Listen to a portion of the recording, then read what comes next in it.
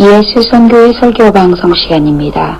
오늘 설교 방송은 6.25 전쟁 70주년을 기념으로 구약성경 역대하 32장 9절부터 26절의 말씀을 가지고 아수르 왕 사나립의 침입을 여호와 신앙으로 격퇴한 히스기야 왕이라는 제목으로 예수 선교의 조홍찬 목사님의 설교가 있겠습니다.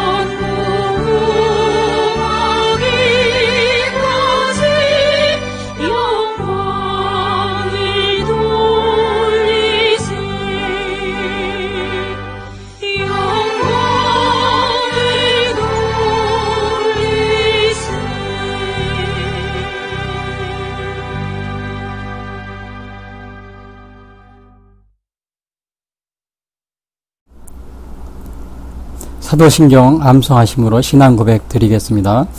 전능하사 천지를 만드신 하나님 아버지를 내가 믿사오며 그 외아들 우리 주 예수 그리스도를 믿사오니 이는 성령으로 잉태하사 동정녀 마리아에게 나시고 본디오 빌라도에게 고난을 받으사 십자가에 못 박혀 죽으시고 장사한 지 사흘 만에 죽은 자 가운데서 다시 살아나시며 하늘에 오르사 전능하신 하나님 우편에 앉아 계시다가 저리로서 산 자와 죽은 자를 심판하러 오시리라. 성령을 믿사오며 거룩한 공회와 성도와 서로 교통하는 것과 죄를 사하여 주시는 것과 몸이 다시 사는 것과 영원히 사는 것을 믿사옵나이다. 아멘.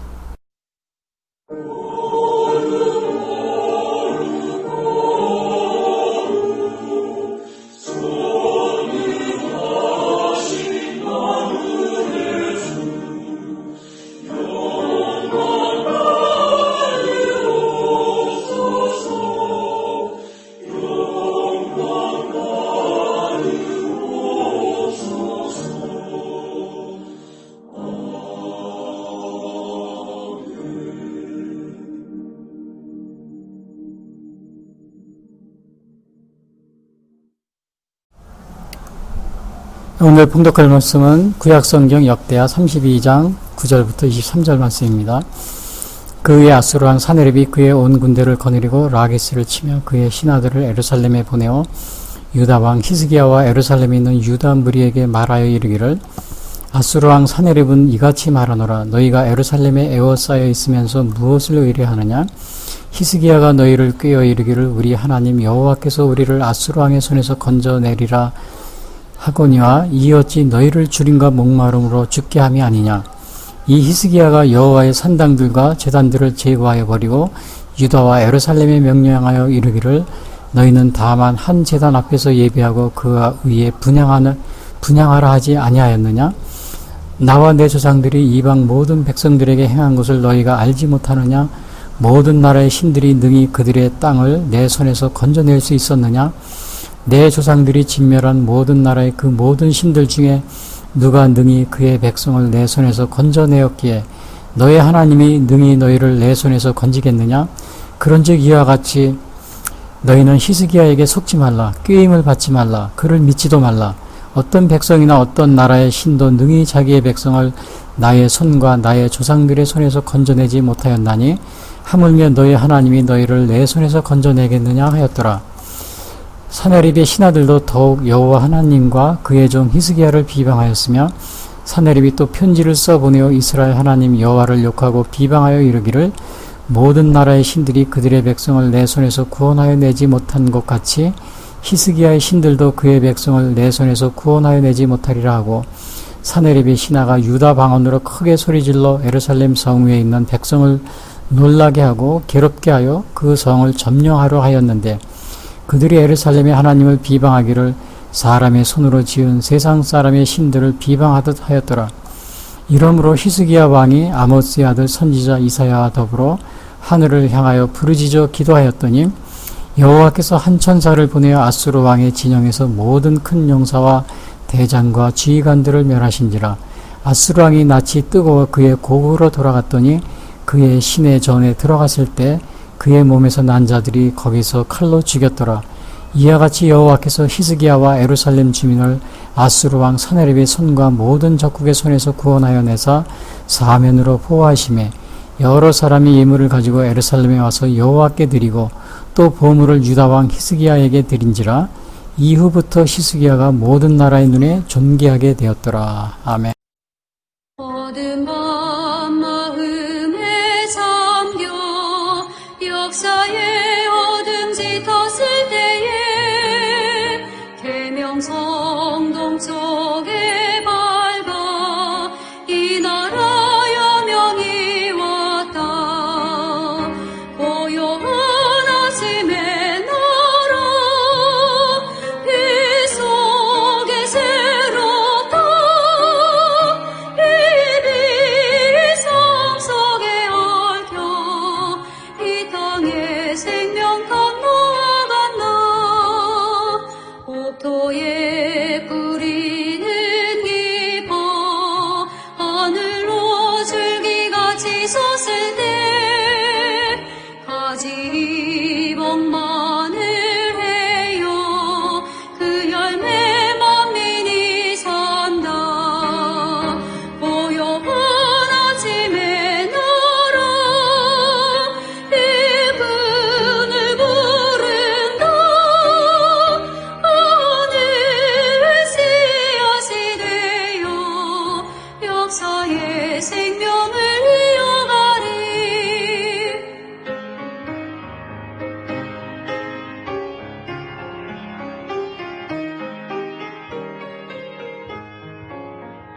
맑은 샘 줄기 용서사 거칠은 땅에 흘러 적시네 기름진 푸른 발판이 눈앞에 활짝 트인다.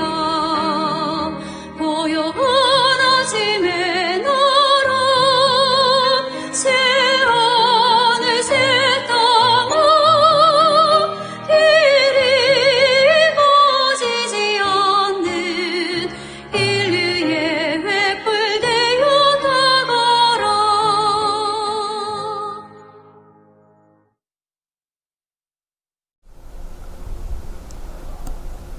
오늘 전해드릴 말씀은 6.25 전쟁 제70주년을 맞이해서 구약성경 역대하 32장 9절부터 23절 말씀 가지고 아수르 왕 사네립의 침입을 여호와 신앙으로 격퇴한 히스기야 왕이라는 제목으로 말씀드리겠습니다.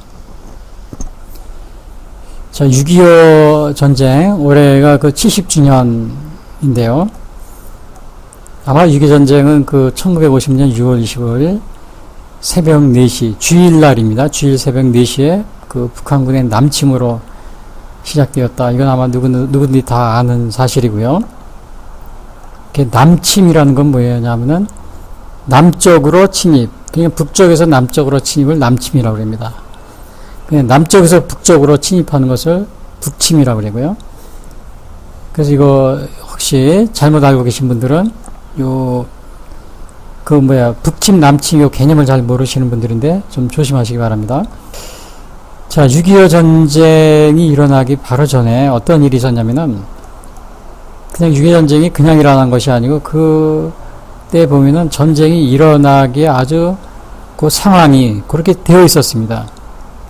그러니까 이제 1948년 8월 15일 우리나라가 해방이 됐잖아요. 1945년 일본으로부터 36년 동안 식민지에서 해방이 됐는데 8월 15일 일주일 후에 8월 22일 날 러시아군이 북한에 진입을 합니다. 그리고 미군은 9월 8일에 남쪽에 진입을 하고요. 근데 이제 이 진입을 한 목적은 그 당시에 물론 일본이 항복을 했지만은 일본군이 한반도와 우리 대한민국 한반도와 그다음에 만주 쪽에 일본군들이 몇십만 명이 있었습니다. 그러니까 일본 본토에서 항복을 했다 그래도 이 군인들이 있기 때문에 이게 무슨 일을 벌일지 모르는 거죠. 뭐 한두 명도 아니고 몇십만 명이나 있으니까요. 그래서 그 무장 해제를 시키기 위해서 저 북한 지역에는 러시아, 오늘날 러시아, 당시엔 소련이었죠. 그리고 이 남한, 38톤 이남에는 미군이 이렇게 일본군 무장 해제 때문에 들어오게 된 거죠. 그리고 이제 1948년 이제 그렇게 무장 해제를 위해서 이렇게 들어왔는데 그 좀 지나가다 보니까 이 북한에서 뭐라 그러나 남쪽 북한은 러시아죠. 러시아는 뭐 러시아로 소련이라고 그랬는데 당시에요. 지배하에 있는 북한은 공산주의 국가를 만들려고 그러고 그다음에 남쪽에 이 미군의 주의하에 있는 남쪽은 뭐예요? 자유민주주의 국가를 만들려고 완전히 두 개가 완전히 상반된 완전히 물과 불과 물하고 기름이죠. 합쳐질 수가 없는 그러한 그 상태에 있었습니다. 러시아와 미군 자체가요. 그래서 이제 북한은 조선인민민주주의공화국이라고 러시아 그 공산주의 국가를 세우고 우리 남쪽은 뭐야 이승만 대통령이 북한은 이제 김일성이요. 당시 김일성 나이가 30살인가 그래야 젊었었죠. 남쪽은 이승만 대통령이 70이 넘으셨어요.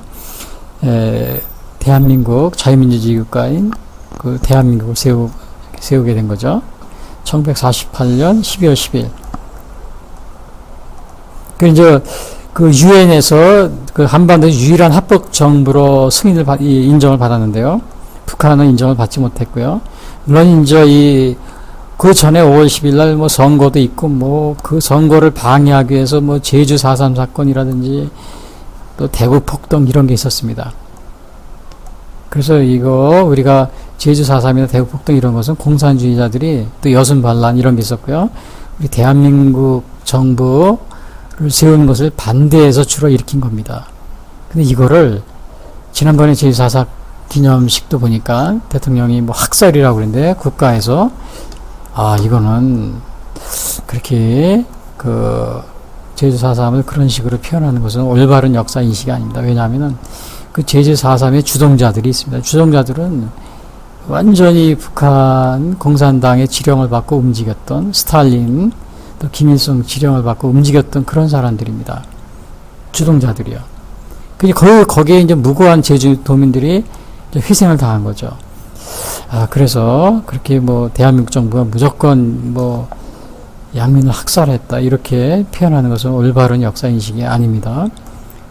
대구 폭동이나 아니면 여순 반란도 마찬가지고. 그러니까 이렇게 어려운 가운데 이제 1948년 8월 15일 날 대한민국 건국한 겁니다. 자, 대한민국을 이렇게 건국했는데 그 사이에 북한은 뭐 하고 있었느냐? 북한도 북조선 인민공화국을 나라를 이렇게 정부를 세웠어요. 그리고 이제 1949년에는 러시아죠. 지금의 러시아. 당시 소련이라고 했어요. 이 러시아하고 군사 비밀 협정을 맺습니다. 스탈린하고. 또 그 중공이라고 그랬어요. 지금의 중공. 그 중공하고는 뭐예요? 상호 방위 조약을 체결했고요. 근데 이제 공교롭게도 우리 남쪽에 있던 그 1949년도 남쪽에 있던 미군이 철수를 합니다. 왜? 미군이 한국에 그 진주한 목적은 일본군의 무장 해제를 위해서 들어온 거거든요. 그러니까 일본군의 무장 해제를 거의 시키고 이제 그랬으니까 또 정부 1948년 8월 10일 정부 또 수립했으니까 이제 미군이 철수한 거죠. 뭐 완전 거의 다 100% 철수했어요. 뭐 500명인가 조금만 남기고요. 그리고 무기도 다 갖고 철수해 버렸어요. 왜냐하면은 혹시 이승만 대통령이 있다가 뭐 서로 남북이 서로 또 북쪽으로 북진 통일하고 뭐 그런 얘기가 있었거든요. 그러니까 이제 그럴까봐 무기도 다 얼마 주지도 않고 그냥 가버렸어요. 근데 대부분의 지금도 그럽니다. 지금도 국민학교나 아니면 초등학교, 중학교, 고등학교 이런 데서 이제 학생들 역사를 가르칠 때 이런 얘기를 많이 합니다. 그 미군이 우리나라에 일본이 식민지를 통치하고 있는데 일본이 가자마자 미군이 와서 우리나라를 식민지 통치를 하게 들어왔다. 그래서 지금도 우리가 미국의 뭐 식민 통치를 받고 있다. 이런 식으로 얘기를 하는데 그렇지 않습니다. 미군이 온 거는 단지 그 일본군이 당시에 천황이 항복을 했어도 한반도 한반도와 그 만주 지역에 몇십만 명의 일본 군들이 있었어요. 이거 그냥 놔뒀다가는 뭐 그 자기들이 알아서 철수하는 게 아닙니다. 철수할 때 막 그냥 우리 대한민국 또 만주 지역에 있는 대한민국 또 우리 국민들을 막 그냥 뭐 약탈해가고 뭐 또 강간하고 막 그런 게 있잖아요. 뭐 유적 그 뭐야 이렇게 문화재들을 다 끌고 가지고 가고 막 그러겠죠. 그러니까 그걸 막기 위해서 미군이 온 건데, 그리고 그 임무가 끝나니까 미군은 도로 다 철수했어요. 그러니까 미국이 우리나라를 뭐 식민지하기 위해서 뭐 우리나라에 왔다. 그리고 지금까지 미군이 식민지 지배를 하고 있다. 이건 완전히 그 북한을 추종하는 이러한 그 아주 공산주의자들의 전형적인 감언이설, 아주 거짓말입니다. 그래서 여러분들이 국민학교나 또 초등학교나 또 중고등학교 이렇게 역사 배울 때, 대학교에서 역사 배울 때 여러분 그렇게 뭐 미군이 식민지하기 위해서 왔다 이런 말 하면은 절대 속지 마시기 바랍니다. 미군은 완전 철수했어요. 1949년에. 그리고 철수하자마자 또 1950년에 에티슨 라인을 발표합니다. 태평양, 미국이 태평양을 끼고 있으니까 태평양을 방어하는데 일본, 그 다음에 타이완하고 한국은 제외했습니다. 일본하고 이렇게 해서 필리핀, 또 오키나와 필리핀, 이렇게 일본, 이렇게 해서 태평양 방어선을 하고 한국은 제외시켰습니다. 방어선에서. 그리고 북한에서 가만히 보니까 김일성이 보니까, 야, 이거 보니까 러시아하고도 비밀협정, 군사비밀협정 맺었죠. 중공하고도 또 맺었죠. 근데 미군이 철수하면서 에티슨 라인을 또 선포했죠. 그러니까 이거보다 좋은 기회가 어디 있어요. 그러니까 기회를 잡고다 이제 스탈린한테 가서 막 조른 겁니다. 처음엔 스탈린이 허락을 안 해줬대요. 근데 이때가 적화 통일의 좋은 기회다. 공산화 통일이다. 기회다. 그래가지고 스탈린을 이제 막 그때 이제 이렇게 뭐라 꼬신다고 그러네. 꼬셔가지고 결국 스탈린이 허락을 해주고, 또 중국도 중공이죠 당신에. 중국도 허락해 주니까 날짜를 언제 잡았냐? 주일날 새벽 4시에 기습 공격을 한 겁니다. 그거 원래 이거 안 믿는, 우리 주일날은 사실은 지금도 군대에 가면은 주일날은 다 미군들은요 다 이렇게 다 쉽니다. 이게 왜냐하면 그 신앙적으로 안식일이라고 그래요. 주일이라고 그래가지고 이게 다 쉬는 그런 날이죠. 그러니까 북한의 김일성이 그걸 알고서는 요거 쉴 때 기습 공격을 한 거죠. 진주만도 일본군이 진주만 공격할 때 주일날이었어요.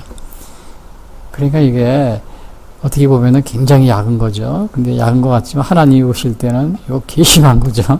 하나님의 안식일, 하나님의 주일날, 하나님을 섬기는 날 이렇게 일부러 아주 골라가지고 공격을 했으니까요. 결국은 성공할 수 없었죠. 김일성이 그랬고 또 일본도 그랬었고요. 진주만도. 자, 그래서 이제 이게 쳐들어왔는데 참 이상했던 것은 당시에 어떤 일이 있었냐면요. 한번 6.25월 23일 날은 국군이 비상계엄령을 해제했다는 겁니다. 이야, 이게 참 6월 25일이 전쟁이라는데. 그래서 우리 대한민국 국민의 3분의 1이 외출 외박을 나갔대요. 전쟁 바로 전에. 그리고 그 전에 북한에 평화공세가 있었어요. 뭐 서로 회담하고. 그러니까 심지어는 당시에 참모총장인가? 참모총장까지도 그런 말을 하더면 일주일 전인데, 6.25 전쟁 나기 전에 일주일 전에, 지금 북한이 남침을 대비하자 그러면 무슨 소리냐고. 지금 같은 시절에 무슨 전쟁이냐고. 그래서 오히려, 뭐라 그래나. 그러니까 이제 완전히 참모총장은 거짓 평화공세에 북한하고 당시에 이렇게 서로 협상도 하고 막 그런 중이었으니까, 그런데 무슨 전쟁이 일어나겠느냐고 막 이제 그렇게 얘기했다고 그럽니다. 완전히 북한의 평화공세에 완전히 선 거죠. 근데 사실은 전쟁을 대개 일으키기 전에는 이렇게 아주 극비에 일으킵니다. 극비에. 그리고 다 일으키는 게 전쟁이에요. 언제 일어날지 모르게. 근데 엊그제 보니까 북한의 김여정이 막 호통치고 막 그러고 그랬는데, 사실은 이렇게 호통치고 막 싸울 것 같이 하는 경우는 어떤 면에서는 전쟁을 안 하겠다는 그러한 신호입니다. 실제로 전쟁은 아주 기습을 합니다. 아주 평화 공생을 하고요. 근데 북한은 지금 김여정처럼 막 전쟁이 일어날 것처럼 막 이렇게 하면서 큰 소리 칠 경우에는 오히려 전쟁을 안 하겠다는 그런 표시입니다. 제가 볼 땐 그런 것 같아요. 지금 거의 전쟁사를 보면 다 그렇게 돼 있거든요. 근데 되게 이렇게 보면은 동물들도 어떤 동물들, 공작 같은 거 보면 자기에게 누가 가까이 오면은 막 날개를 핍니다. 그는 가까이 오지 말라 그러는 거예요. 고양이도 마찬가지예요. 막 무섭게 이렇게 합니다. 그 개를 만났을 때. 그래서 가까이 하지 말라 이거죠. 이제 되게 이제 그런 거죠. 그런데 진짜 이렇게 서로 해치거나 그럴 때는 그런 표시를 내지 않고 기습하죠. 그러니까 예, 지금 북한이 김여정이 이렇게 막 허통치고 그러는 거 우리가 아마 이 전쟁의 이 그런 걸 통해서 볼 때는 크게 걱정할 필요가 없지 않나 이런 생각이 듭니다. 그런데 이제 북한이 이렇게 큰 난리를 치는 거는 권력 이양 중에 권력 이양. 김일성부터 김정일 넘어갈 때 무슨 일이 있었어요? 후계자로서 인정을 받기 위해서 김정일이 일으킨 게 뭐냐면 5.18입니다. 광주 5.18. 거기에 북한 특수군을 파견해가지고 그걸 일으켜서 완전히 북한의 그 군부의 지지를 받게 된 거죠. 실제로는 이 5.18 후에 북한군한테 크게 아주 낭패를 당하고 갔죠. 그래서 김일성과 김정일이 1980년도 후에 매년 5.18이면 북한에서 기념식을 했다고 합니다. 그거는 그 탈북한 사람들이 아예 자기들이 매년 한 거 다 얘기해요. 학교에서 기념식을 하고, 그리고 거기에 전사한 사람들 남쪽에 왔다가 몇백 명이 이제 죽었는데 그것 때문에 굉장히 애통해하고 그랬다는 얘기를 우리 지금 탈북자들이 많이 얘기를 하고 있습니다. 틀림없는 사실. 그러니까 그걸 통해서 김정일이 그 군부를 탁 인정을 받게 됩니다. 아, 김정일이 저 대한민국에 대해서 저렇게 우리 인민군을 지킬 수 있는 사람이다. 인정을 받고 계승을 하게 되죠. 그 다음에 김정은이는 자기가 확실하게 인정을 받게 하기 위해서 무슨 일을 벌였어요? 김정일이 죽기 전에 바로 한 게 뭐예요? 연평도 포격입니다. 그걸 통해서 군부를 확실하게 자기가 군부로부터 인정을 받은 겁니다. 그 다음에 이번에 김정은이가 지금 어떻게 뭐 질병으로 인해서 큰 뭐 어려움에 처해 있다, 뭐 어떻게 살았는지 죽었는지 알 수도 없고 그런데 이무튼 권력을 어느 정도 김여정 동생한테 이렇게 인계를 한 것 같아요. 근데 인계를 하는데 군부를 다시 지지를 얻게 하기 위해서 어떻게 하겠어요? 강경책을 또 남쪽에 대해 강경책을 또 취한 겁니다. 뭐 폭파한 거 있죠. 그래야 저 인민군들 한테 이렇게 인정을 받는 거죠. 아, 대남 공세에 이렇게 적극적이다 이런 거를 해야 인정을 받거든요. 이제 그러한 것 때문에 또 아마 조금 있으면 이제 개성공단이나 아니면 또 이렇게 또 금강산도 뭐 폭파하거나 또 이런 식으로 또 나갈지도 모르지만 이 남북 연락으로서 이거 폭파한 거 하나로서 그치지 않을까 이런 생각도 드는데요.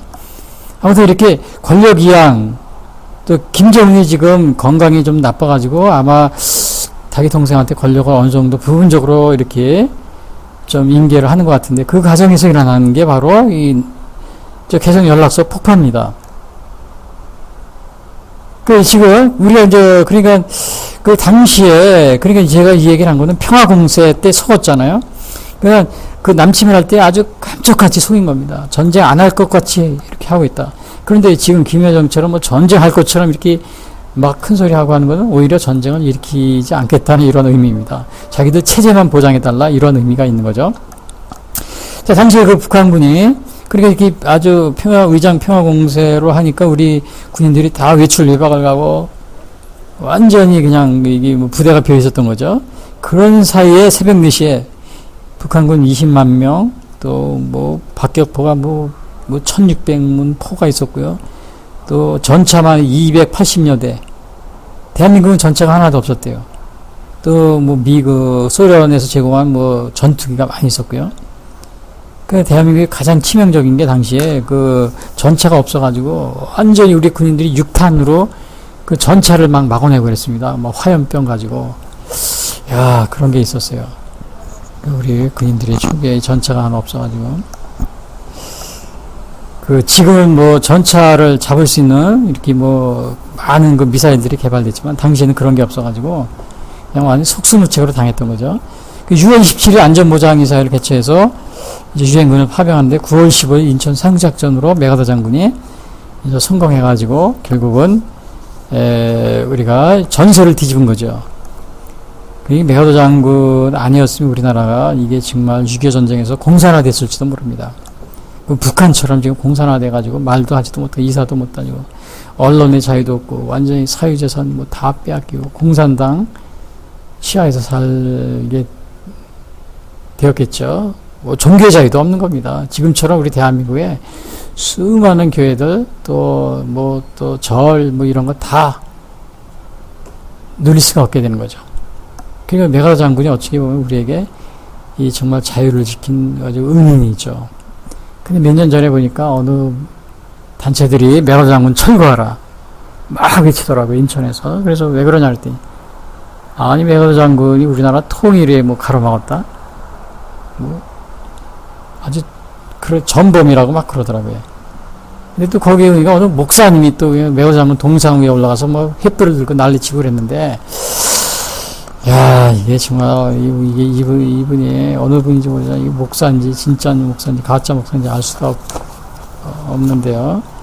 제가 나중에도 얘기했지만 6.25 때도 그런 목사님들이 많이 있었어요. 장로님들도 있었고, 공산군들이 내려오니까 그 환영위원회 조직한 사람들이 많이 있었어요. 그래 10월 1일은 이제 우리가 그 휴전선을 넘어서 38선을 넘어서 북진하게 됩니다. 3화선 넘어서요. 근데 이제 그래서 10월 1일 국군의 날이 그때 정해졌다고 그래요. 그리고 이제 물론 11월에 중공군이 개입해서 그래가지고 이제 1년 막 싸우다가 그 다음 해부터 이제 휴전을 해가지고 휴전 협상이 돼가지고 53년 7월 27일 판문점에서 휴전 조약을 했는데요. 다행히 여기서 이승만 대통령은 휴전 조약에 사인을 안 했습니다. 왜냐하면 통일을 해야지 휴전할 수 없다. 그리고 대신 받아낸 게 뭐냐면은 한미 상호 방위 조약 그리고 주한미군 주둔 이거를 받아낸 거죠. 그러니까 이승만 대통령이 휴전 조약을 서명을 안 하면서 할 수 없다고 막 하면 반대하면서 받아낸 게 바로 한미 상호 방위 조약하고 주한미군 주둔입니다.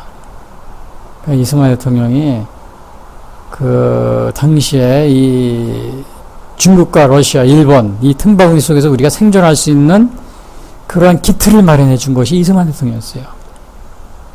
주한미군 주둔이 아니어서 완전히 우리나라는 지금 공산화가 됐죠. 공산화가 됐으면 여러분들 지금 자유를 누릴 수 없어요. 교회 어림없는 얘기 하지 마세요. 뭐 1000만 성도 이거 1000만이 아니라 북한 보세요. 완전 교회가 없어요. 그냥 이거 종교의 자유가 없네요. 스님 절도 마찬가지입니다. 다른 일반 뭐 사이비 이단 종교도 마찬가지고 종교의 자유가 없는 거예요. 중국도 보세요. 중국 마찬가지죠. 중국은 작년에만 3천여 개 이상의 교회를 폐쇄시켰어요. 그 안에 그 시진핑 사진을 걸어놓으라고 막 그러고요. 그렇지 않으면 막 폐쇄시키는 거예요. 십자가를 불도저로 밀어버리고요. 그런 겁니다. 그렇게 되는 거예요. 근데 뭐 메가더 장군 동상에 올라가서 뭐 목사님들이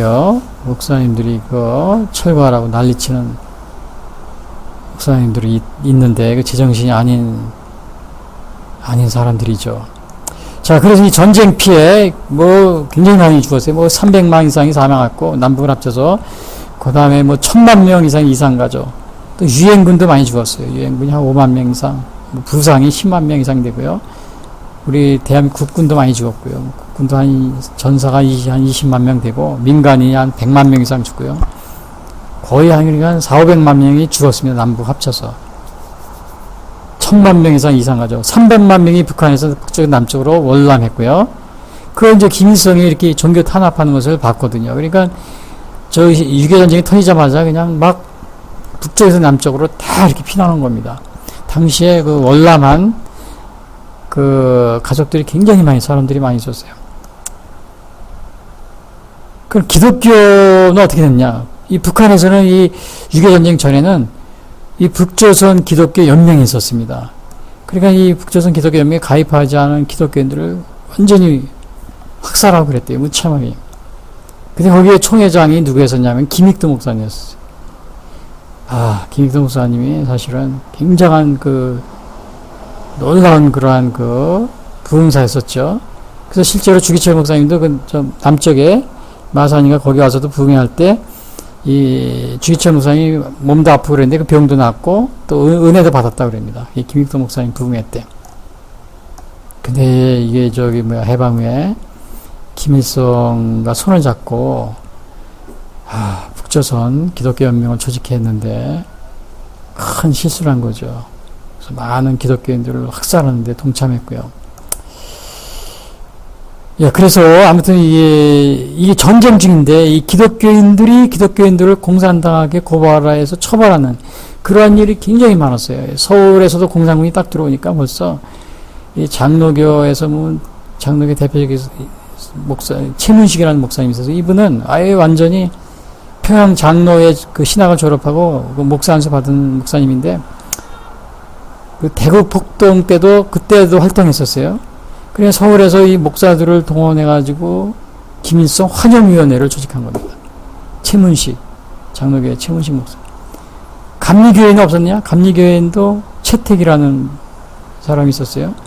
이분은 그 성서공회인가? 거기서 딱 서가지고 북한 공산당들이 서울을 딱 점령하니까 목사들을 막 그냥 불러가지고 자수를 시킵니다. 자술서를 쓰게 했어요. 공산당에 충성할 거를. 그래서 그 당시에 수많은 사람들이, 물론 이제 메라바 장군이 저기 인천상장인데 막 도망갔잖아요. 그때 도망갈 때 많은 그 목사님들 또 교인들을 납북해 갔다 그럽니다. 그냥 아직도 행방불명이 돼 있고요. 근데 지금 뭐 서울에서 요 근래도 보면 뭐 김정은 의인맞이 백두 칭성위원회 그런 사람들이 있는데, 야, 얘 6.25 전쟁 때도 그런 사람이 있었어요. 6.25 전쟁 때도 공산군들이 딱 내려오니까 벌써 김일성을 추종하는 이런 사람들이 뭐 환영위원회를 조직해가지고 목사들이, 장로들이. 지금 우리 대한민국에 그런 사람 없는 줄 알아요? 많이 있습니다. 목사, 장로, 교인들이 북한을 추종하면서 지금 위안부 반일 운동하는 이런 분들이 대개는 80~90%가 뭐예요? 공산화 운동가들입니다. 전 죄송한 얘기입니다만. 반일 운동은요, 그래서 북한은 완전히 일본하고 대한민국이 떨어져야 자기들이 공산화 시킬 수 있다는 걸 알기 때문에 반일 운동가들, 대부분의 대한민국에서 반일 운동가들은 대개 공산화 운동가들이 80~90%는. 지난번에 그 위안부, 이미양인가요? 다 여러분 잘 알지만, 그분이 막 이제 위안부 때문에 그냥 국회의원 되고 막 지금 막 굉장히 스캔들에 쌓여 있잖아요. 위안부 모금 때문에. 근데 그 신문에 보니까 그분이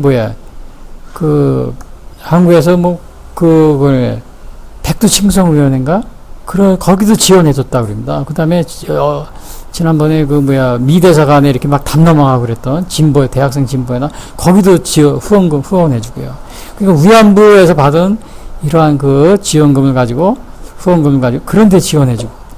그러니까, 대한민국에서 이 반일 운동가들, 특히 위안부 또 무슨 그런 거 있잖아요. 군함도 이런 거, 반일 운동하고 또 반일 영화 만들고 이런 사람들이 대부분 공산주의하고 관련이 깊습니다. 조심해야 돼요, 우리가. 순수하게 반일 운동하는 분이 드뭅니다. 그런데 민주화도 마찬가지예요. 민주화도 거의 80~90%가 공산화 운동가들과 공산화 운동가들입니다. 조심해야 돼요. 한국의 민주화 운동이 80~90% 공산화 운동가들과 연결되어 있어요. 여러분, 광주 5.18 때 보면은 그 광주 시내, 저도 사진 봤는데 보니까 사람들이 거기 김정일 사진을 들고 다니더라고요. 김정일 사진을. 그 사진 찍은 게 있어요. 이건 거짓 정보가 아니에요. 그러니까 이게 대한민국의 민주화 운동도 80~90%가 공산화 운동가들로 연결이 되어 있어요. 공산화 운동가들이. 그래서 그 광주 5.18 죄송한 얘기나 거기 5천여 명의 민주화 운동가들 명단 또 공적 조서 절대 안 밝히죠. 그거 밝히면은 다 드러납니다. 그러니까 밝히지 않잖아요.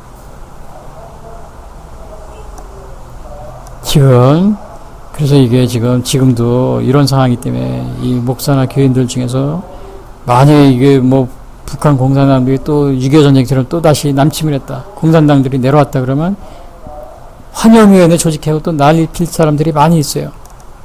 왜냐? 지금도 이게 뭐 목사나 또 이 장로들이나 교인들 보면은 북한이 주장하는 거 그대로 앵무새처럼 따라하는 사람들이 많이 있습니다. 북한의 핵과 세습 독재 이거 언급도 안 하면서 종전선언하자, 뭐 평화협정 체결하자, 평화통일 주장하고 그런 사람 많이 있어요. 또 교회에서도 보면 뭐 복음통일, 평화통일 이게 주장하는데 조심해야 됩니다. 왜냐? 지금 우리가 기도할 거는 뭐예요? 북한의 공산주의, 세습 독재, 그 다음에 북한 핵 이런 걸 먼저 기도해야 돼요. 이게 사라지게 해달라고. 북한 동포를 해방시켜 주십시오. 이걸 먼저 기도해야 돼요.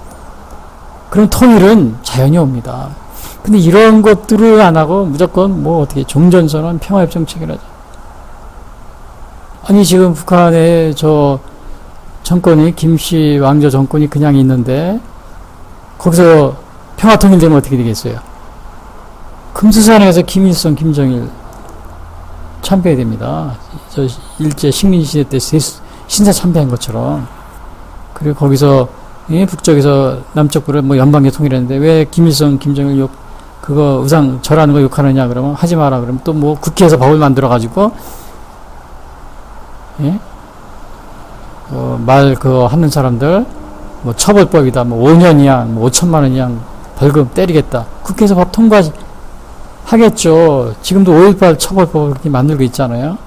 5.18에 대해서 말을 뭐 폄하하면은 무슨 뭐 7년 뭐 이하 징역 5천만 원 이하 벌금 그러고 있는데요. 그걸 못 하겠어요? 그래서 우리가 지금 지금도 이 6.25 때도 그랬다시피 이 목사나 이 교인들 중에 이 공산주의를 추정하는 사람들이 많이 있고 또 그 추정하면서 민주화 운동하는 목사들이나 또 기독교인들도 많이 있어요. 대부분의 이 사람들이 뭐예요? 공산화 운동가들. 겉은 민주화 운동가죠. 그러나 공산화 운동가들이 거의 대부분입니다. 8, 90%가.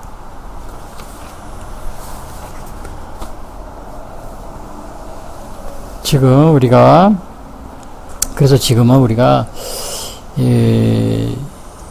그 북한의 침략에 통일의 목적을 두지 말고 북한의 침략을 방비하면서 북한 동포 해방에 초점을 맞추고 또 그렇게 기도하고 또 준비하면 통일은 자연히 됩니다.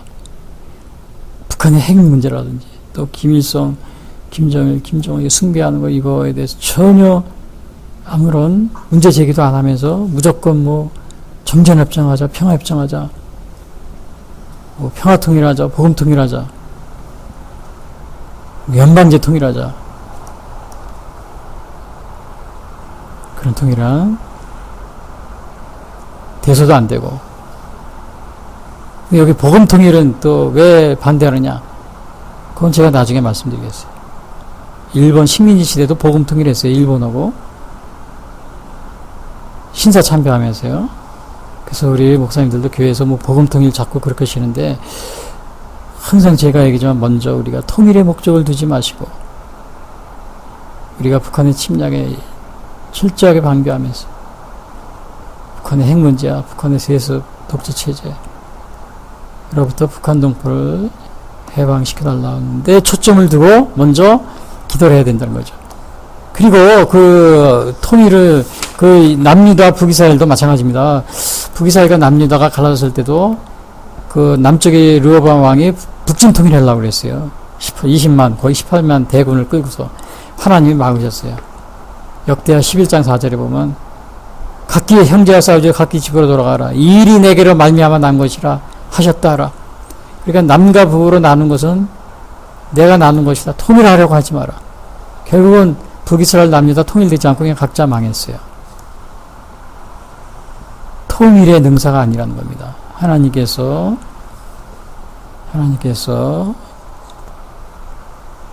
우리가 남북으로 분열되어 있는 것, 하나님의 뜻을 먼저 구하라는 겁니다. 무조건 뭐 연방제, 뭐 평화통일, 뭐 복음통일 이렇게 외치기보다는요. 그리고 이제 6.25 전쟁을 해서 교회 피해가 굉장히 많았어요. 그래서 제가 시간이 많이 갔는데 우선 그 피해 상황을 말씀드리면은 대체적으로 신당동 서울의 중앙교회 안길성 목사님, 또 김혜진 목사 순교했고요. 서울에서 서대문 감옥에서 주채원 목사님, 김일용, 김혜실 목사님이 순교했고요. 전북 옥구군에서 원당교회가 75명 중에 73명이 살해당했고요. 또 전북 삼례교회는 김주원 목사님, 가족과 7명이 살해되고, 황해도 봉산 계동교회에서는 175명이 완전히 불살라가지고 죽였습니다. 공산당들이. 근데 대전 현몽성에는 수백 명이 수감되어 있었는데, 이제 퇴각하면서 다 그냥 죽이고, 불을 질러서 죽이고 도망갔어요. 전라도 지역에서 수많은 사람들이 순교했습니다. 주로. 전라도가 공산주의의 피해가 극심한데, 근데 지금은 이 전라도 쪽이 북한 공산군을 가장 옹호하고 있는 지역이 돼버렸어요. 5.18 때만 되면 김정일이 사진 들고 다니고, 거리에서. 또 북한 옹호하는데 가장 많이 보면은 북한의 그 공산주의 만행 이런 거를 보다는 북한을 들락날락하면서 북한을 옹호하고,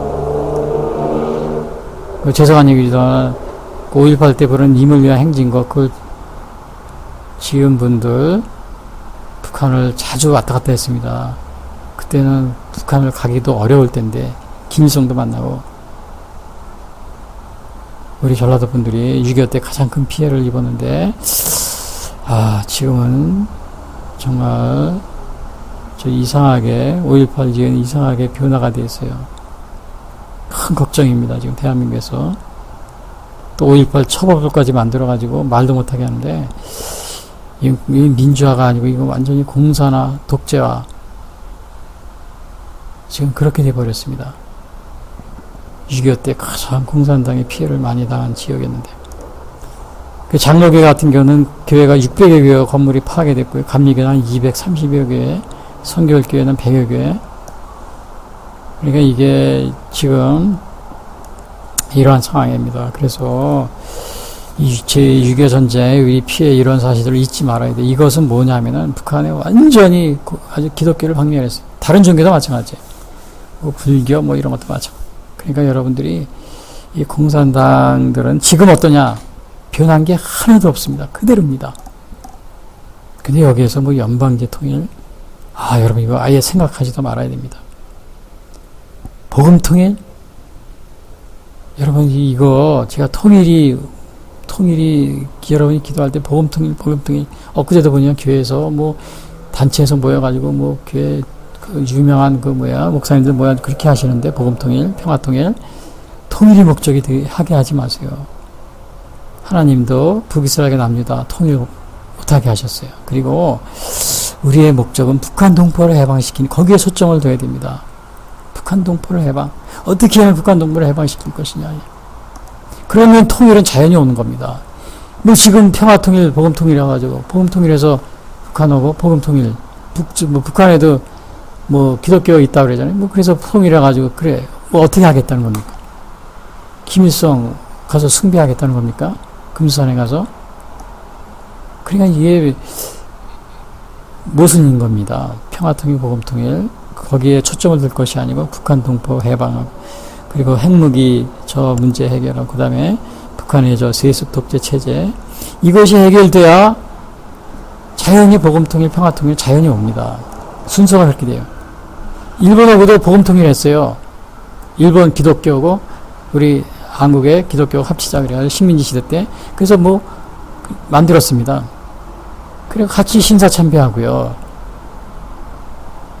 그리고 이렇게 막 중일전쟁 일어나니까 막 그냥 일본 무슨 이 목사님들이, 기독교인들이 나서가지고 뭐 한국말 쓰지 말고 일본 식민지, 우리 일본 식민이 됐다. 일본에 충성하자. 천황께 충성하자. 신사참배 하면서 그냥 또 일본식 그 한강에 들어가서 세례도 받고요. 이 목사님들이 복음 통일해가지고 그렇게 했습니다. 그 짓을 했습니다. 근데 뭐 또 지금 엊그제도 보니까 우리 목사님들은 복음 통일, 북한하고 그 어떻게 하겠다는 겁니까? 보험통일해서 똑같이 또 그런 식으로 할 겁니까? 제가 그 당시에 우리 기독교가 일본 식민시대 때 정말 엄청난 실수를 많이 했습니다. 그걸 또다시 그리고 그분들이 다 물론 회개하신 분들도 있지만 대부분이 그냥 남아서 교육의 또 지도자가 됐습니다. 그리고 오늘날 이렇게 똑같은 또 일을 벌이려고 또 복음통일, 평화통일 또 외치고 있는데 우리의 목적은 정말 복음통일, 평화통일 거기보다 북한 동포를 해방시키고 거기에 두면 자연히 복음통일, 평화통일 오게 됩니다. 그리고 이 해방된다는 것은 핵 문제와 그리고 북한의 이 세습 독재 이것이 아울러 이것이 해결되어야 됩니다. 그래야 북한이 해방되는 겁니다. 그러면 거기에 복음통일, 평화통일, 자연역입니다. 그냥 그거를 먼저 기도해야 돼요. 그걸 하지 아니하고 기도하고 이런 사람들은 뭐 민주화운동 하면서 이 북한의 독재자들을 찬양하고 그러고 또 엊그제도 보니까 뭐 그냥 평생을 민주화 투쟁하다 돌아가신 분이 있더라고요. 근데 왜 북한에 또 대한민국의 뭐 박정희, 전두환 독재 그렇게 미워하면서도 근처도 뭐 가지 말라 그러면서 왜 북한의 김일성, 김정일은 그렇게 찬양합니까? 그건 민주화가 아닙니다. 민주화가 아니에요. 반일도 마찬가지예요. 위안부 운동도 마찬가지예요. 반일.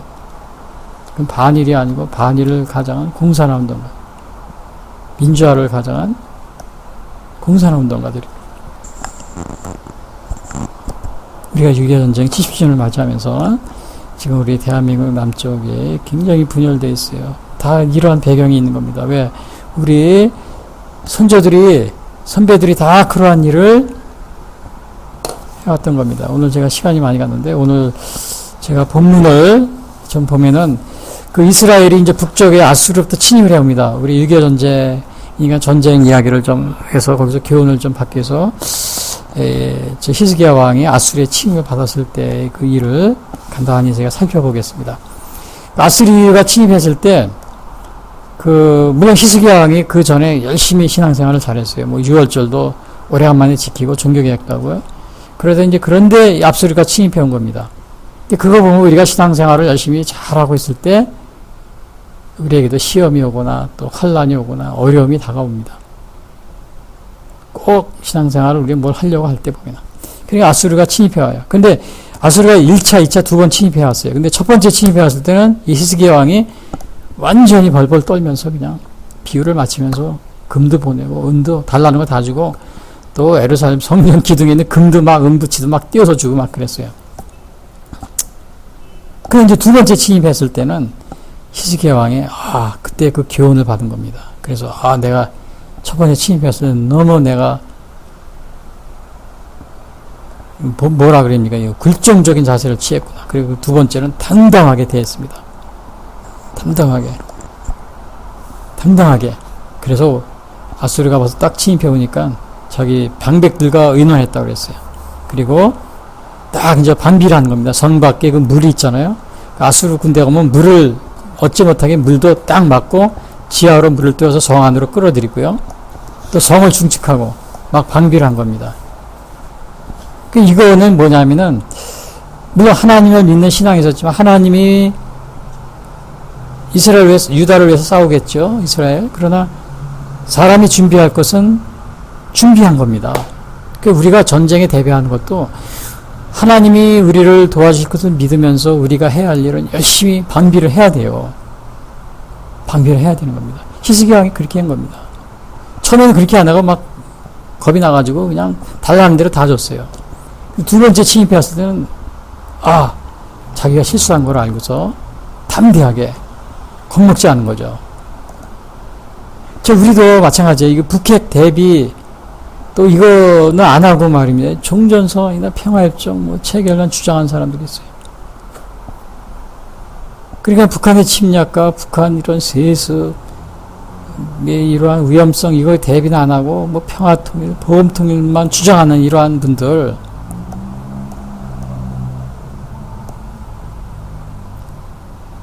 그런 거는 바람직한 게 아닌 것 같아요.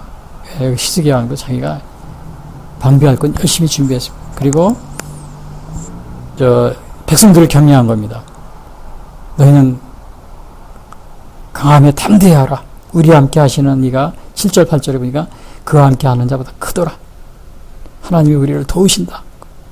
강하고 담대하라. 이 여호수아, 하나님이 여호수아에게 하나님이 하신 말씀이지 이것도요. 우리와 함께 하시는 이가 그와 함께 하는 자보다 크다. 전혀 히스기야가 떨지 않았습니다. 담대하게. 하나님이 여호수아에게도 그러겠잖아요. 가나안에 들어가기 전에 내가 명령한 것이 아니냐? 강하고 담대하라. 두려워하지 말며 놀라지 말라. 내가 어디로 가든지 네 하나님 여호와가 너와 함께 하느니라. 여호수아서 1장 9절. 히스기야가 담대했어요. 그러니까 이제 사나엘이 그 소리를 듣고 저 히스기야가 우리에게 항복할 생각을 안 하네. 1차 때는 냉큼 와서 그냥 손을 바삭바삭 빌었는데, 그래서 사내립이 라기스를 치면서 자기 신복들을 보낸 거야. 랍사게를 보낸 겁니다. 그러면서 뭐라 그랬냐면요. 신하들을 보내가지고 그런 겁니다. 히스기야에게 속지 마라. 15절에 그럽니다. 그런즉 이와 같이 너희는 히스기야에게 속지 말며 게임을 받지 말라. 그를 믿지도 말라. 왜? 어떤 백성이나 어떤 나라의 신도 능히 우리를 이기지 못했다. 15절에 그런 겁니다. 그러니까 너희들 히스기야에게 속지 마라. 그 히스기야가 아수르 왕의 손에서 너희를 구한다 그러니 그건 거짓말이다. 11절에 그랬거든요. 히스기야가 너희를 깨어 이르기를 우리 하나님 여호와께서 우리를 아수르 왕의 손에서 건져내리라 하거니와 이 어찌 너희를 주림과 목마름으로 죽게 함이 아니겠느냐? 그러니까 이제 구할 수 없다 이거죠. 속지 마라. 우리 주위에 우리가 많은 나라를 점령했죠. 아무도 우리한테서 노움을 받지 못했다. 우리의 손에서 벗어난 사람이 하나도 없다. 너희도 마찬가지다. 너희 하나님도 마찬가지다. 14절에 그럽니다. 내 조상들이 진멸한 모든 나라의 그 모든 신들 중에 누가 능히 그의 백성을 내 손에서 건져내었기에 너희 하나님이 능히 너희를 내 손에서 건지겠느냐? 그러니까 이게 지금 사내립이 보낸 신하들이 주로 이게 랍사게예요. 랍사게. 막 이렇게 큰 소리 치는 겁니다. 그래도 아무런 비동이 없어요. 그러니까 두 번째 또 보냅니다. 사내립이 또 다른 신하들을 또 보내요. 히스기야를 그때는 다른 신하들 막 비방하는 겁니다. 랍사게 말고 다른 신하들도 같이 히스기야까지 비방하는 겁니다. 처음에는 이스라엘 하나님이 아무것도 아니다 그러니 이제는 히스기야도 비방해요. 16절에 보니까 사나립의 신하들도 더욱 여호와 하나님과 그의 종 히스기야를 비방하였으며 함께 막 비방하는 거예요. 제가 엊그제도 보니까 북한에서 김여정이 그냥 우리 문재인 대통령 막 비방하다가 나중에는 또 누가 비방하는 거 봤더니 옥류관 냉면집 사장이 또 막 비방하는 그런 방송이 나오잖아요. 그런 기사가 나오잖아요. 옥류관 냉면집 막 비방하고 왜 냉면을 그냥 자기들 그렇게 먹었다고. 그러니까 여기서도 이렇게 랍사게뿐만 아니고 다른 사람들 같이 가세해가지고 비방하는 거예요. 또다시 협박하는 거예요. 말을 안 들으니까요.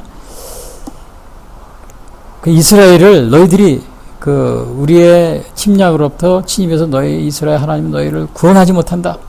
17절에 그럽니다. 사내립이 또 편지를 써보내어 이스라엘 하나님 여호와를 욕하고 비방하여 이르기를 모든 나라의 신들이 그들의 백성을 내 손에서 구원하여 내지 못한 것 같이 히스기야의 신들도 그의 백성을 내 손에서 구원하여 내지 못하리라.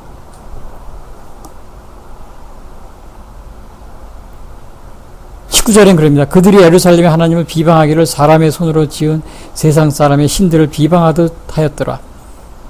그러니까 우리 하나님을 창조의 하나님, 만유의 주제로 본 것이 아니고 완전히 우상, 이방 신들이 막 섬기잖아요. 그거 우상으로 여긴 겁니다. 막 비방한 거예요. 아무것도 아닌 것처럼. 그렇게 한 거는 뭐예요? 하나님과 이스라엘 백성들을 사이를 띄어놓게 하려고 그러는 거죠. 띄어놓게, 사이를 벌어지게 하려고. 근데 히스기야가 거기에 이스라엘 백성이 넘어가지 않았죠. 그 히스기야가 선지자 이사야를 요청합니다. 같이 기도를 합니다. 20절에 이러므로 히스기야 왕이 아모스의 아들 선지자 이사야와 더불어 하늘을 향하여 부르짖어 기도했다. 그러니까 이 히스기야 왕은 이 자기의 믿음이 흔들리지 않았어요. 이스라엘 백성들도. 그러니까 이 어려움을 만나면은 제일 먼저 해야 될 게 뭐예요? 기도입니다. 하나님을 찾는 거예요. 물론 히스기야 왕은 방비도 했어요. 방비 먼저 철저히 외곽성도 쌓고 그다음에 막 그냥 준비도 하고 방비도 하고 열심히 그리고 또 하나님께 기도하는 거예요. 그러니까 우리 사람이 할 수 있는 것은 열심히 해야 돼요. 이것도 안 하고 뭐 북핵 대비도 안 하고 막 그러면서 뭐 평화협정책이란다, 뭐 9.19 군사합의한다. 아니 북한 핵은 다 포기도 안 했는데 말이에요. 휴전선 방어도 방비도 안 하고 무슨 뭐 대전차 뭐 그런 것도 다 철거시키고 대전차 방어벽도 없애버리고 이 한강하고를 뭐 지도를 만들어 가지고 북한군에게 주고 그랬잖아요. 해도를 갖다 같이 작성해 가지고 한강하고는 우리 수도 서울을 방어하는 가장 중요한 곳인데요. 그렇게 하면 되겠어요.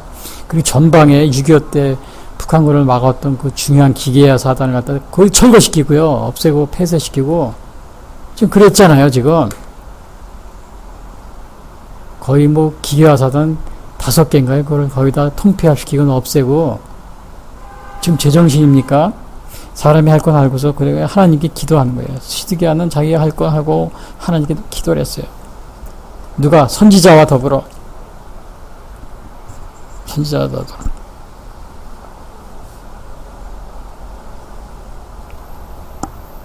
그러니까 이제 하나님의 응답이 왔어요. 여기에는 안 나와 있는데 역대하는 열왕기하에 똑같은 19장에 보면 이렇게 나와 있어요. 이사야가 그들에게 이르되 너희는 너의 주에게 이렇게 말하라. 여호와의 말씀이 너는 아수르 왕의 신복에 들은 바 나를 모욕하는 말 때문에 두려워하지 말라. 내가 한 명을 그의 속에 두어 그로 소문을 듣고 그의 본국으로 돌아가게 하고 또 그의 본국에서 그에게 칼에 죽게 하리라 하셨느니라. 한 명을 그의 속에 두어. 그러니까 사네립이 어떻게 돼요? 아수르 왕 사네립이 하나님께서 그의 마음을 깨인다는 겁니다. 꼬인다는 거예요. 꼬여가지고 본국으로 돌아가게 하고 거기서 죽게 만든다. 이야, 이거 참 놀랍지 않아요? 하나님께서 그러니까 하나님이 그러니까 히스기야 왕에게 두려워하지 말라고 전해라. 하나님이 인간의 생사복을 주관하시는 겁니다. 전쟁도 주관하시고요. 그 모세가 10가지 재앙을 내릴 때 바로 왕이 안 보내주죠. 강박해가지고 마지막에 10번째 재앙이 딱 그래서 그 모든 그 가축부터 생축부터 장자들을 다 치니까 그때서야 내보내지 않았어요. 하나님이 바로의 마음을 강박해 하셨다고 그랬죠. 그리고 또 이사야가 또 다른 걸 또 알려줍니다.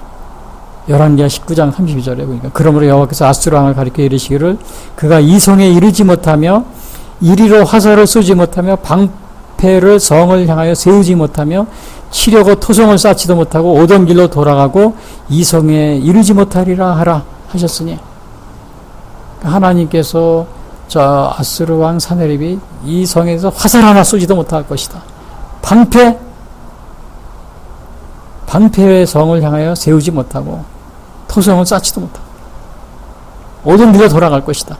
그리고 가서 죽을 것이다. 야, 이런 응답이 옵니다. 이게 놀랍지 않습니까? 하나님을 의지한 이 히스기야 왕에게 하나님께서 이러한 응답을 해주신 겁니다. 그래서 그 말대로 21절에 보니까 여호와께서 한 천사를 보내 아수르 왕의 진영에서 모든 큰 용사와 대장과 지휘관들을 멸하신지라. 그날 밤에. 근데 여기 자세히 안 나왔지만 열왕기하 18장 35절에는 그 아수르의 군대 18만 5천 명이 그냥 그날 밤에 한 천사에서 다 완전히 몰살했다고 합니다. 18만 5천 명이. 아마 이거는 당시에 전염병을 예로 들고 있는데요. 그 가능하죠. 여러분 전염병이 얼마나 무섭습니까? 요즘에 여러분 우리 뭐 코로나 이거 별거 아닌데도 얼마나 지금 전 세계가 난리칩니까?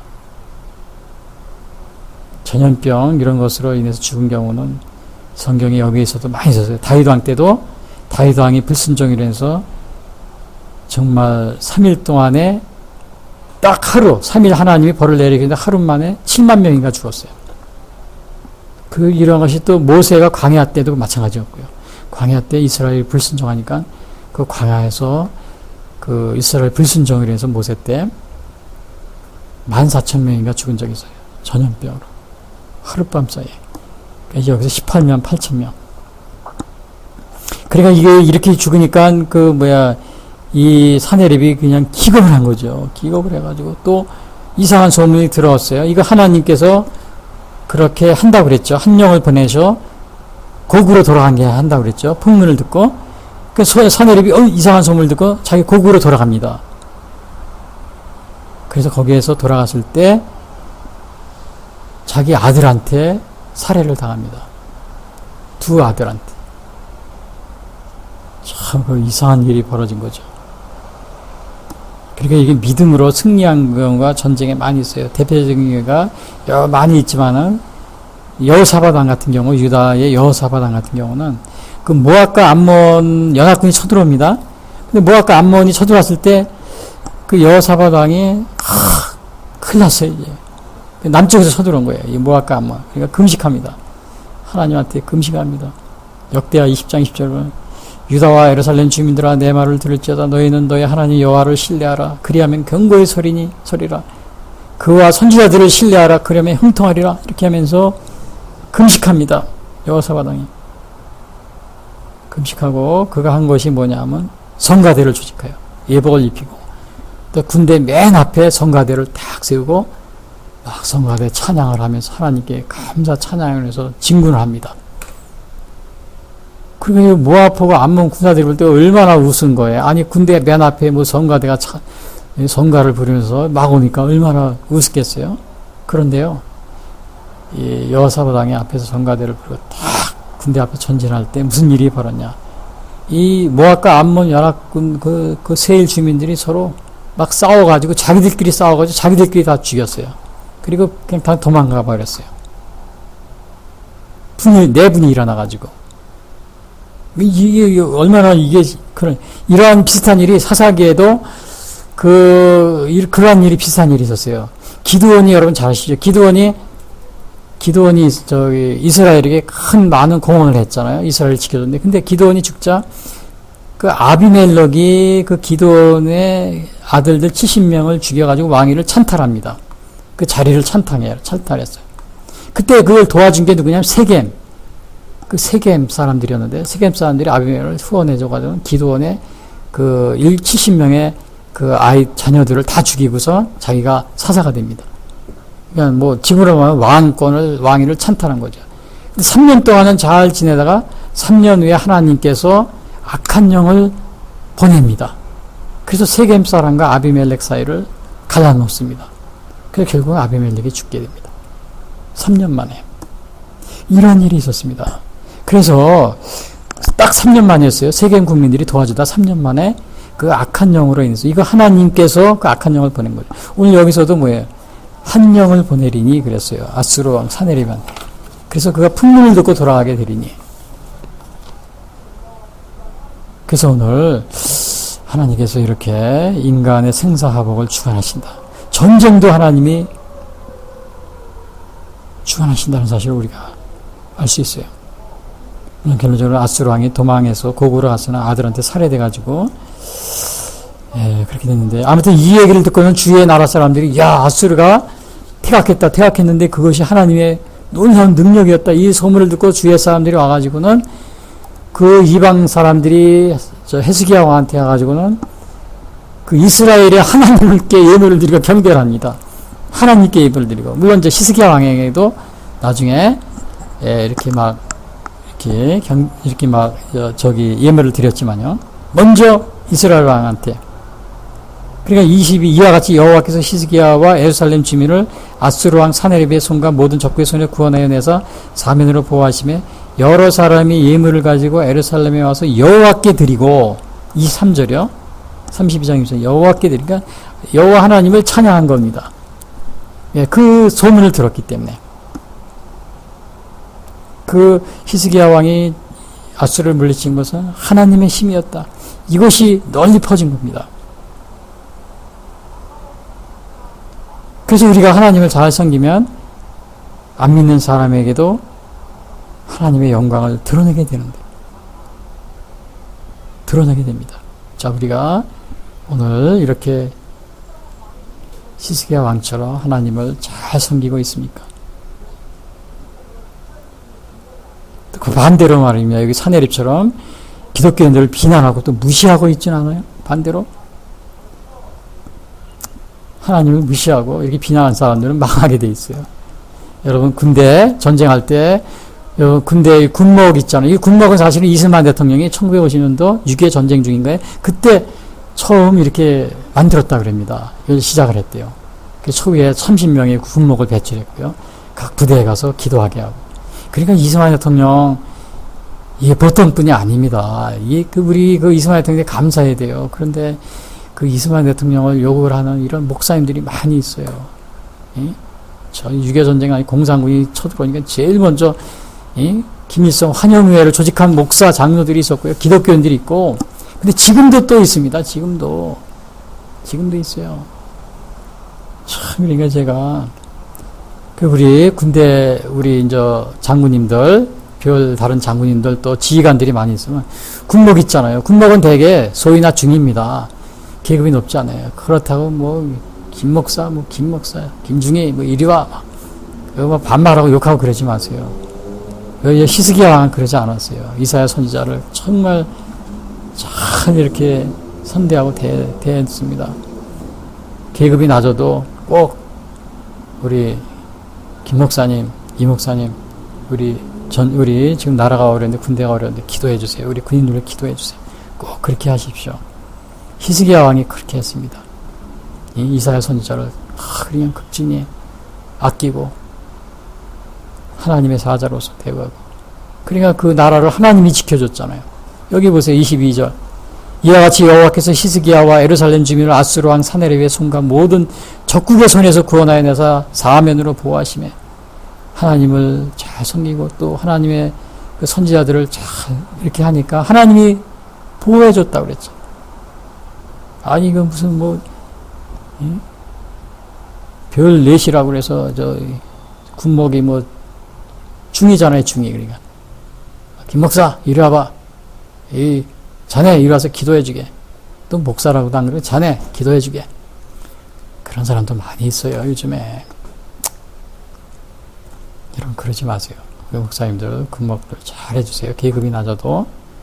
다행히 초기에는 이승만 대통령 저기 보니까 초기에는 일반 계급 없이 이렇게 군대에서 기도하고 그랬대요. 그러다 보니까 이게 안 되더래요. 그래서 장교 이렇게 신분을 줬다고 그랬는데 그 장교로요. 또 장교가 되다 보니까 우리 군목들이 또 너무 자만하지 마시기 바랍니다. 초기에는 계급이 없었답니다.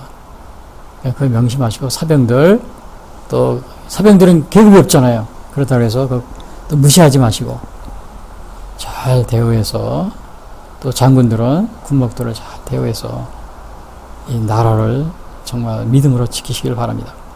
결론적으로 말씀해 6.25 전쟁 70주기를 맞이해서 여러분 믿음을 가지고 여러분 방비를 철저히 하시기 바랍니다. 먼저 방비를 철저히 하셔요. 히스기야 왕도 먼저 방비를 했어요. 하나님을 믿으면서. 근데 이 방비를 안 하고 무조건 군사합이다 그래가지고 방비도 안 하고 다 그냥 헐어버리고 NLL도 안 지키고 정찰도 안 하고 그렇게 하라는 게 아닙니다. 또 전시작전권을 2020년도에 환수한다고요? 그 소리는 펑펑하다고 우리가 뭘 지킨다고 그러더라고요. 주권을 지킨다고 그러나? 자존심? 지금 우리나라는 제가 또 얘기하지만은 중국하고 일본 사이에 있을 땐 전시작전권 우리가 갖고 있어도 돼요. 그러나 러시아가 있어서 안 됩니다.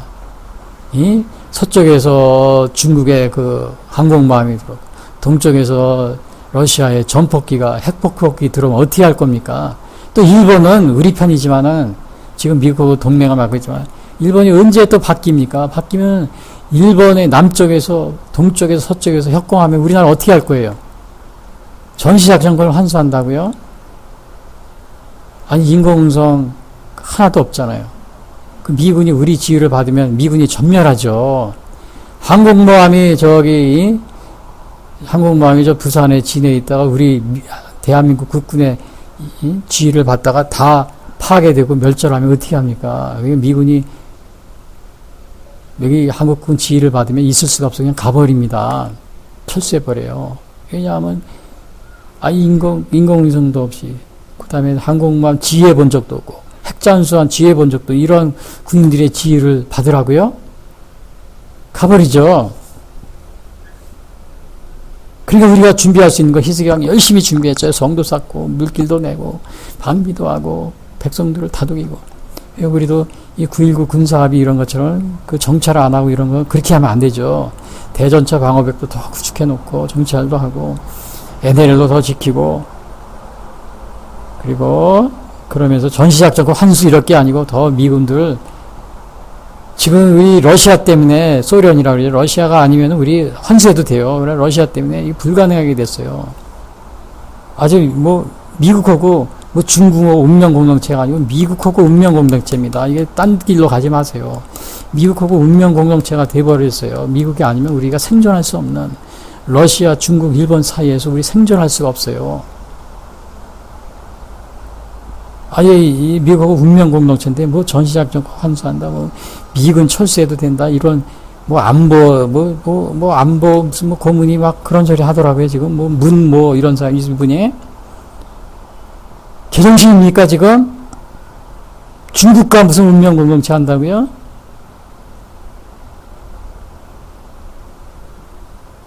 오늘 이 6.25 전쟁 70주년을 맞이해서 히스기야 왕 처음에 1차 때는 굴복을 했어요. 그냥 달라는 대로 다 주고 아시리아가 쳐들어왔을 때. 그러나 2차 때는 하나님을 믿고 담대하라. 저 아수르 대국이지만 거기에 우리가 기죽지 말라. 우리 뒤에는 하나님이 있다. 그 기도하고 하나님을 의지해서 기도했어. 아수르를 물리쳤습니다.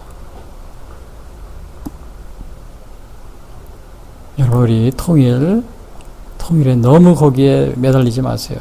통일은 하나님의 주권에 달려 있습니다. 남유다와 북이스라엘도 하나님이 통일하려고 그럴 때 하나님이 하지 마라.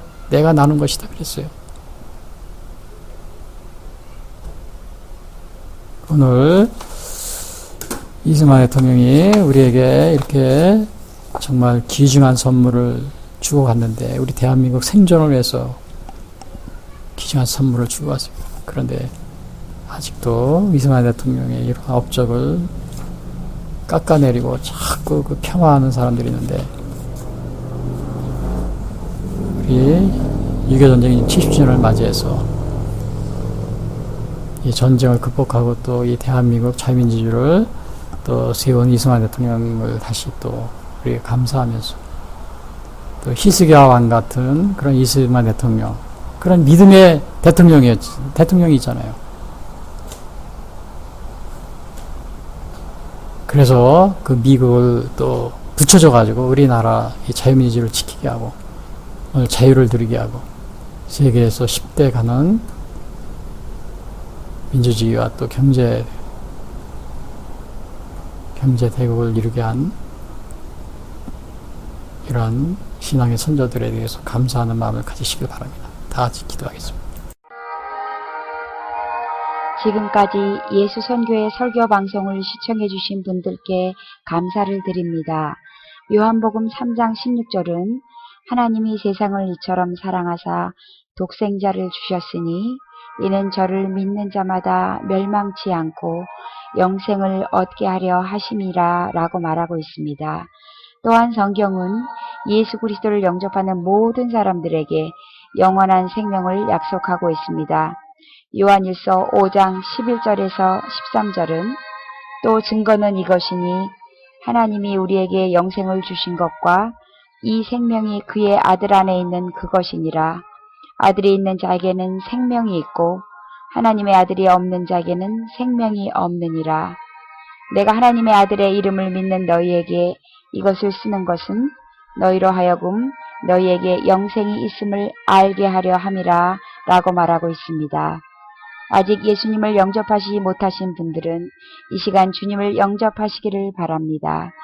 이 방송을 들으시고 기독교 신앙에 대하여 더 알기를 원하시는 분들은 예수선교회 홈페이지 www.missionchrist21sd.com으로 방문해 주십시오. 다음 방송 시간까지 안녕히 계십시오.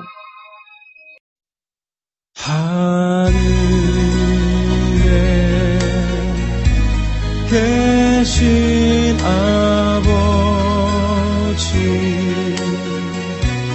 이름 거룩하사 주님 나라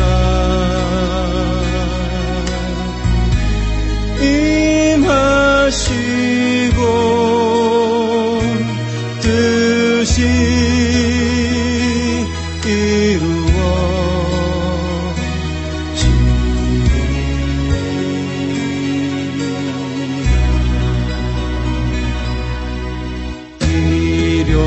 일용할 양식 주시고 우리들의 큰 죄 다 용서하옵시고 또 시험에 들게 마시고 악에서 구원하소서. 대개 주